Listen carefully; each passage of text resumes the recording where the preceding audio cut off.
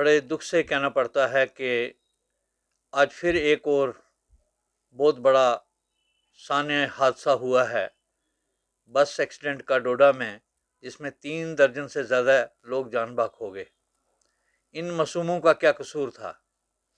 ये जांच हम कब तक ना करेंगे? कब तक इसको रोकने का प्रयास पूरी तरह से नहीं होगा?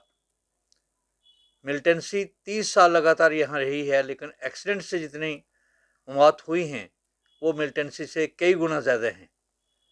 सिर्फ जाने ही नहीं जाती, बल्कि उनके परिवार, उनके जो सज्जन मित्र, उनके जो एक्सटेंडेड फैमिलीज़ हैं, उनको भी ये जो है सदमा बर्दाश्त नहीं होता।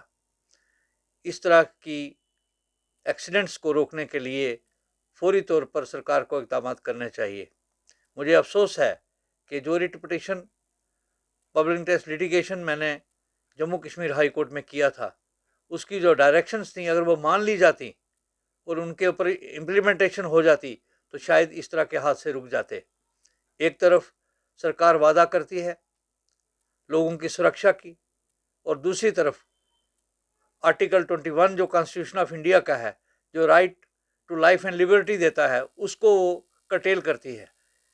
मैं मांग करता हूँ जनाब लेफ्टिनेंट गवर्नर साहब से कि आप फौरी तौर पर एक कमीशन बैठाएं जो इसकी जांच करे कि कौन लोग हैं जो अदालत आलिया की हुक्म की तमील नहीं करते और क्यों ये हादसे होते हैं और किस तरह से ये रोके जाएं। वो सारा मैकेनिज्म उस रिट पिटीशन में भी था।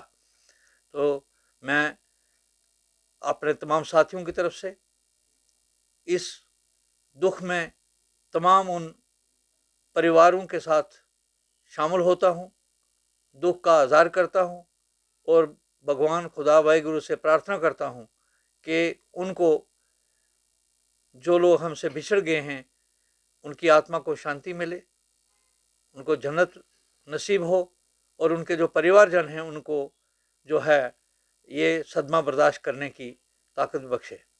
मेरी सरकार से ये भी अपील रहेगी कि कम से कम 20-20 लाख रुपया उनके परिवारों को फौरी तौर पर देना और एक नौकरी साथ में देनी चाहिए। फिर एक बार मैं ये कहता हूँ कि जब तक हम लोग अपने आप की को बचाने की कोशिश नहीं करेंगे, जब तक सरकार लोगों के हित की रक्षा नहीं करेगी, रोड सेफ्टी वीक बनाने से कुछ नहीं हो जाता, अच्छी सेलिब्रेशन से कुछ नहीं हो जाता। प्रैक्टिकली ज़मीन पे हमें कम करना होगा।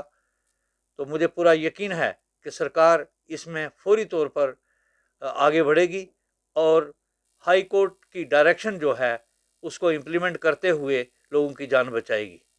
जय हिंद।